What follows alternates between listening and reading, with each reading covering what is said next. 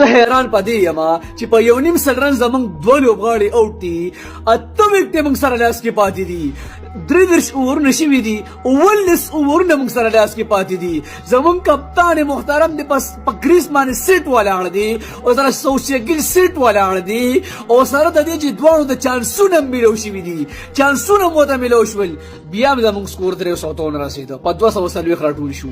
سره د دې چې اته وکټې موږ سره پاتې دي، سوچګل نه پس چې کوم دی سلمان علي آغا پاتې دی، تو یہ آخر د کم مرض بوډې په ټیم کې ډېرې پاتې دي، خوشدل شاه صاحب دې پاتې دي او زمونږ ټیم دې په 240 راغونډېږي.